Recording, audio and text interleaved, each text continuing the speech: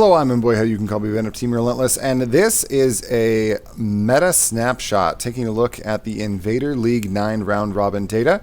We are going to be in this video explaining how this spreadsheet works, which you can look at to your heart's content on your own. We're going to be talking about what was most popular for all the factions and what was the most successful for the things that were popular. And it's going to be a great time. We're going to get started here in just a second, but first I want you to also know that there is an excellent 5th Trooper article written by Doc Velo, Evan Paul, that also uses this data. And something that he does really well, in addition to writing very entertaining articles, is he's going to be looking at the single elimination list as well, and trying to track how people changed factions and things like that. And I'm not going to do that. I'm not diving into the single elimination list, and he is. So definitely want to check out the link in the description to the 5th Trooper article written by Doc Velo to look at that as well. Okay, let's get started here right away. Here we have the sort of the landing page of the spreadsheet, and I'm going to just briefly go over being familiar with what these things are so there's not confusion about what the data means. This top section is pretty straightforward, probably the most easy thing to understand. You just have the different factions, and I'm considering Shadow Collective its own faction. If you're wondering where the other battle forces are, they are flavors of that faction. They're rolled into it. How many people played each faction, and then the percentage of the whole group that made up. So you can see that Empire and Rebel were the most popular. And then jumping over into this section, we can see the win rates. So 50% would be, totally even. So the further away from 50% it gets, the more you should kind of scratch your head and say what's going on with that. So Shadow Collective with an incredible win rate, and then Rebels and Clones a bit lower than perhaps expected. 5-0 rates are meant to be people who, they were able to really dominate their round robin group. It's hard to go 5-0, and I've played in Invader League since season 3, and everybody just keeps getting better, of course. But and it's a really tough thing to go 5-0. Something that I did do this year that's different, however, I should note, is I actually hunted down, with help from Madman Rambler and some other people, so thanks to Madman for this, I hunted down every game that didn't actually get played and removed it from the data. So if somebody was like, I'm not going to advance, and they just conceded a game, I pulled that game out of the data, and I think I got almost all of those. People were helpful and reached out to me and let me know that they were doing that, and then I also was able to track some of the others down. So there are fewer 5-0s than in previous years because of that. And again, though, you can see this is the 5-0 rate. This is the percentage of players of that faction who went 5-0. So again, you can see Shadow Collective doing considerably better than the other groupings there. And then lastly, average axe and average bid per faction, which there's nothing super shocking there. The only thing that stands out to me is a slightly higher bid on average for Shadow Collective. But just about everybody playing 10 act lists now, with exceptions, of course, but an average of 10. This next section says, okay, let's not look at everybody. Let's only look at the advancing players. And so that allows us to see new things. So this, as a side note, just so it's clear, players are allowed to switch their factions going into single elims. So this is not the faction breakdown for single elims. Again, you'll want to go to the 5th Trooper article for that. But what we can see here is the from the round robin, the advancing factions were as follows, and you can see the advancement rate, and this is just wild. Over half of the Shadow Collective players advanced, which is remarkable, and then Clones coming in with the lowest at 22% advancement rate.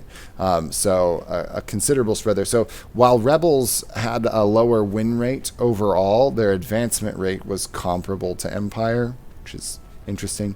And then over here, the win rates of their of the various factions. Again, Shadow Collective just kind of out of control. The advancing Shadow Collective players collectively only lost 3 games, which is amazing.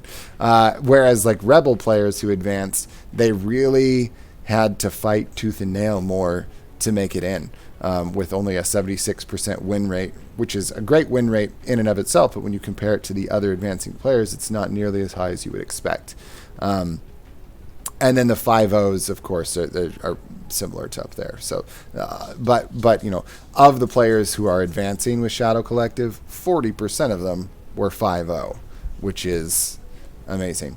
Acts and bids, you can kind of compare to all players versus advancing players. You can see there's nothing too remarkable there, except perhaps that the clones, CIS, and Shadow Collective Acts averages are actually just slightly lower, which I found interesting.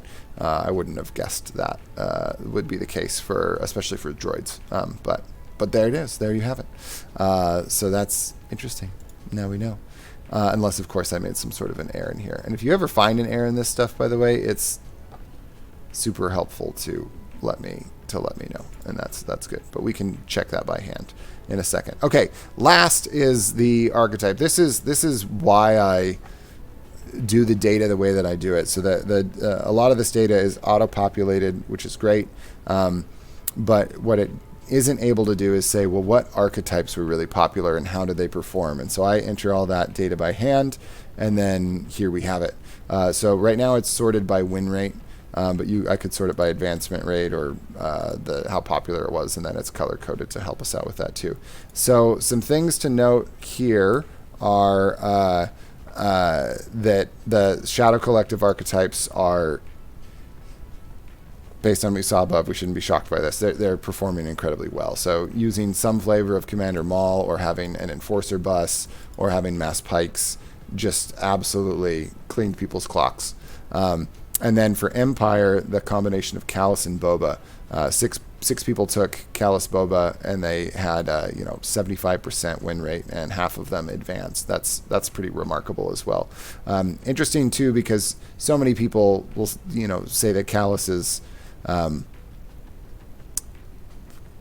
worth playing, to put it lightly. And I've never seen him do well before, to be fair. There hasn't been data to say that he's great.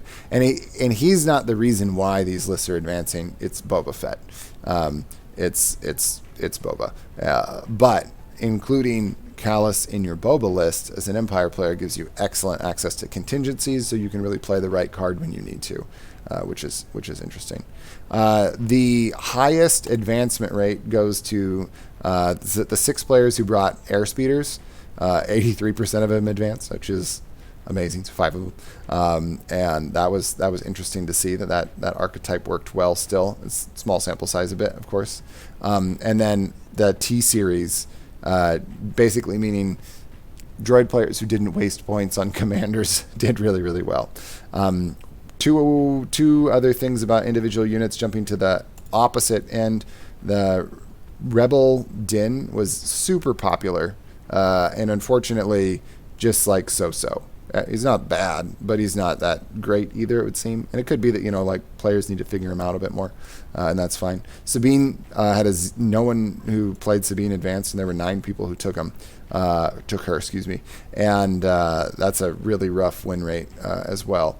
And now as a side note, please don't try to use any of this data to be like, this means Sabine's terrible, or any other unit, or this unit is way overtuned, because all data sets have strengths and weaknesses, and this one's really good at showing us what's popular, and it's pretty good at showing us what's good and what's not as good.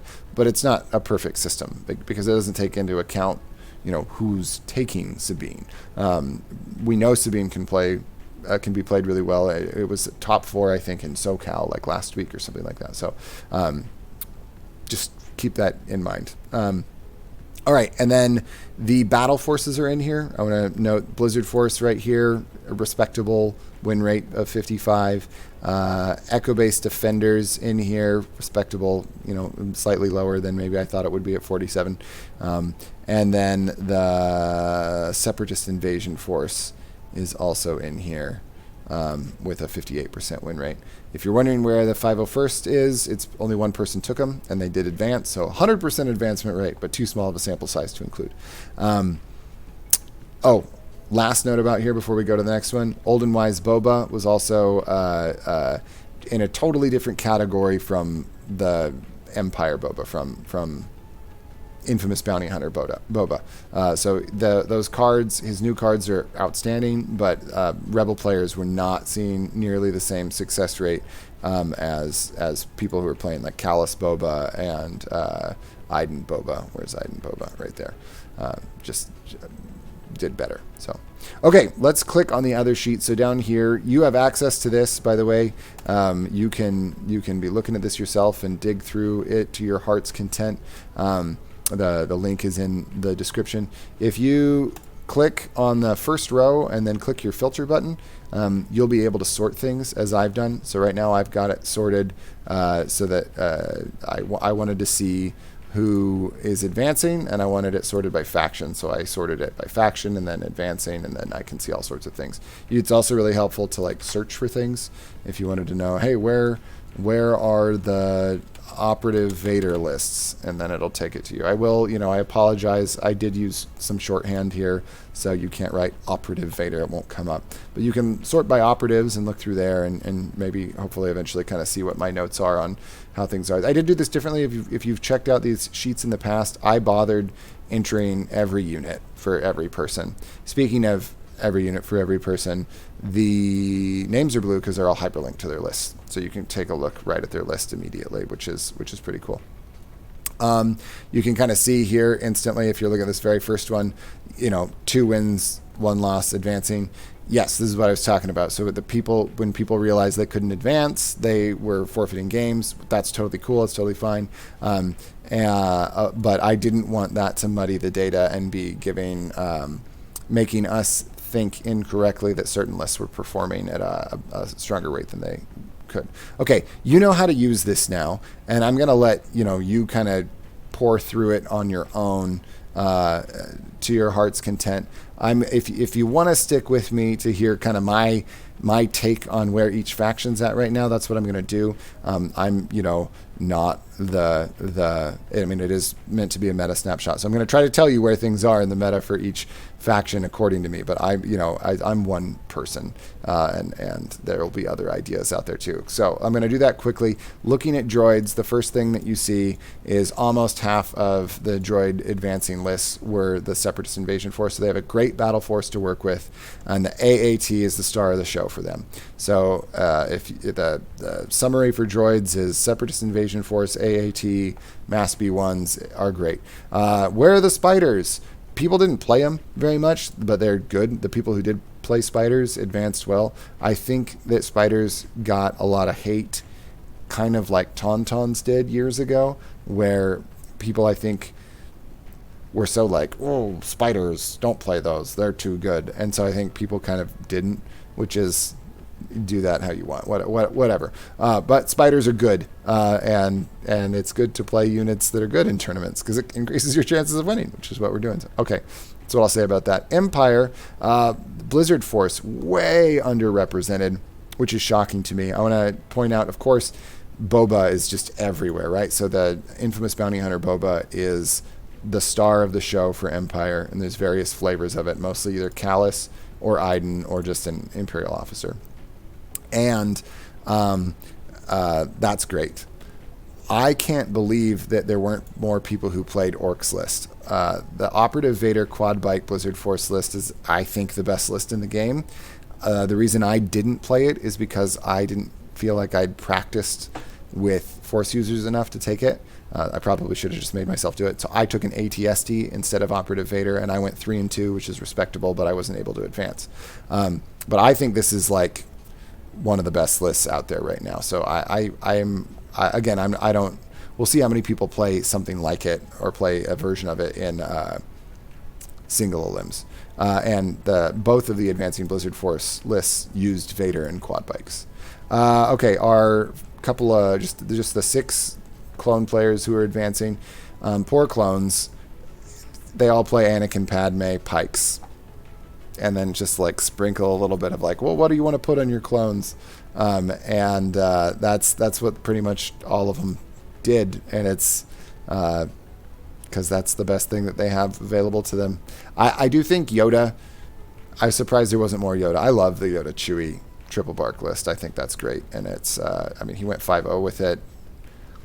I was surprised to not see a little bit more of that, to be honest. But clones, it's crazy to me. It's a little sad that like Pykes are the star of the show for them. You know, everybody wants clones to be the star of clones. So hopefully that will happen in the near future. Rebels, tons of list variety like always. You can see Operative Luke kind of dominating the theme of the archetypes for the lists that are advancing. Great to see Han in there. Great to see Lando in there. Great to see some Echo-based stuff in there. Lots of heroes. Rebels are have excellent list building choices right now. Also, tons of, if you can see over here, these are all triple sniper strike teams. Like they're back. I think probably because of all of the dodge spam with Nimble and the outmaneuver and stuff like that. So preventing people from spinning their dodges with high velocity. Was a big deal, and even still, with all these people packing all this tech to counter Pykes still absolutely ruled the school. So, lastly, Shadow Collective, you can see Maul gun lines of various types, mostly mass Pyke stuff, and Enforcer bus stuff was great too. Worked really well. Enforcer and somebody ran triple swoops, yay! And they went on to advance, so that's good. So I would say that's sort of the state of each faction for where we're at right now. I would say that things look pretty good for the most part in Legion right now. I wish for clone players to have more clones, and I wish for Pykes to be slightly less good. That's what I wish for. If this turned into my wish list for Christmas, this is not my wish list. That's what I hope for. But anyway, I hope that you learned some things from the video. I hope that you dive into the data and learn some things. Always remember the purpose of these videos and the purpose of having these data tools available to us is to learn, to figure out how we can be better players. Please do not use the data to complain. That's a downer to end on. So. Sorry. No, I'll say something happier to end on, which is that I hope to see some of you in Las Vegas in January for the Las Vegas Open. That's the next big tournament that I will be keen into and paying close attention to. And it would be great to see you there. If you are there, please say hi. And read the Fifth Trooper article as well. I'm Mbweha. You can call me Ben of Team Relentless. And this has been the Meta Snapshot for Invader League Season 9 Round Robin. Have a good one.